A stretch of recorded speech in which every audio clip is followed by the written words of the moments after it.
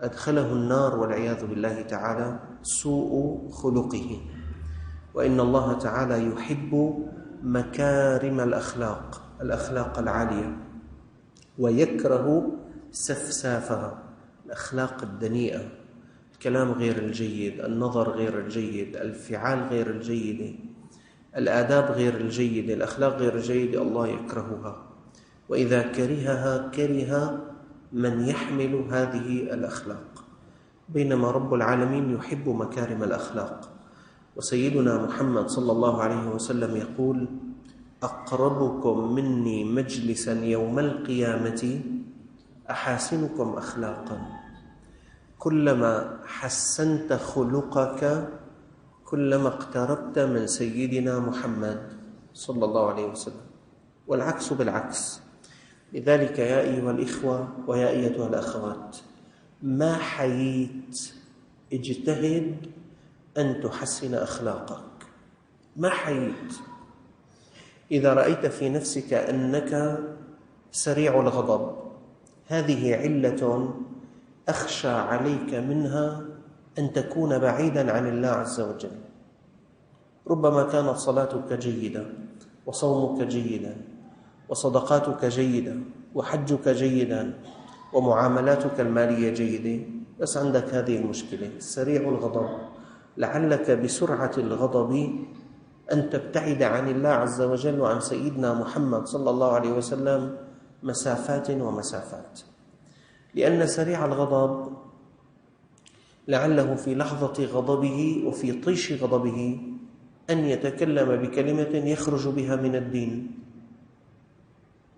يعني هلأ مرات إنسان، نسأل الله السلامة، يقال لكم بأن فلانا غضب فسب الدين. بالله عليكم، هل هو قريب من الله أو بعيد عن الله؟ هل هو قريب من سيدنا محمد صلى الله عليه وسلم أو بعيد؟ العلماء قالوا: كل من سب الله تعالى عياذا بالله، أو النبي صلى الله عليه وسلم، أو نبيا من الأنبياء، أو ملكا من الملائكة، أو شيئا مما علم من الدين بالضرورة، يعني الصلاة، الصوم، الزكاة والحج، فقد خرج من الإسلام. فما بالك بإنسان سب الدين كله، أعوذ بالله. بعدين بيقول لك: ما تأخذني أنا والله لما بغضب هيك بيطلع خلقي ما عاد بعرف شو عم بحكي.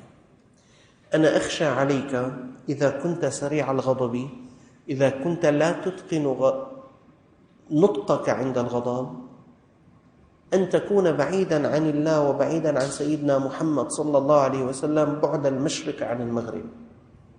لذلك يا أيها الأخ، إذا كنت فيك هذه العلة، سرعة الغضب، بدك تغالب نفسك حتى تخرج من هذا البلاء ومن هذا الداء.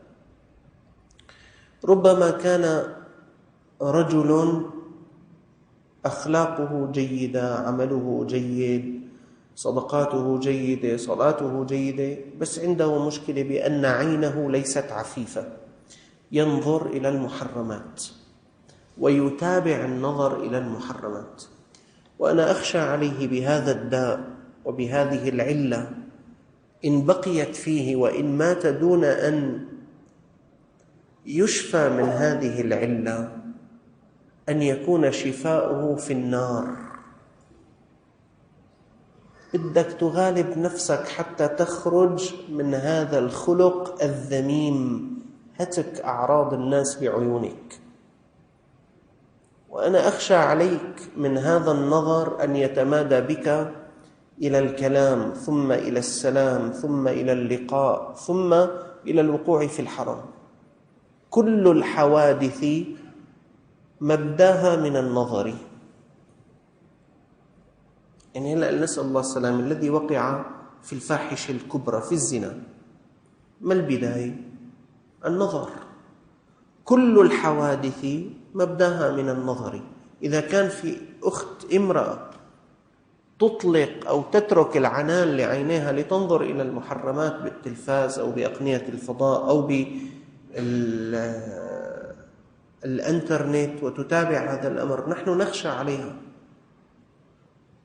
كل الحوادث مبداها من النظر. ومعظم النار من مستصغر الشرر.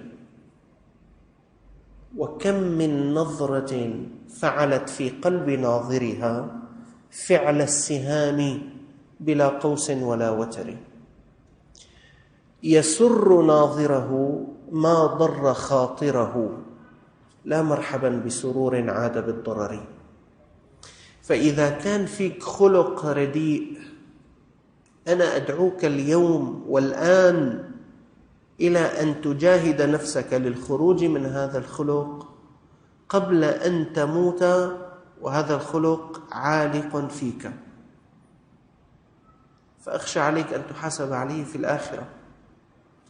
يا جماعة، أتدرون كيف ينقى الذهب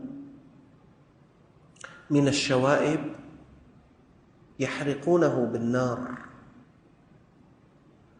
فالعبد الذي لم يتطهر في الدنيا من الموبقات وكان مؤمنا سيدخل النار ليتطهر بها غدا يوم القيامة، لأن الجنة لا يدخلها إلا طاهر، يعني على الجنة ما في فوتة إلا للطاهرين.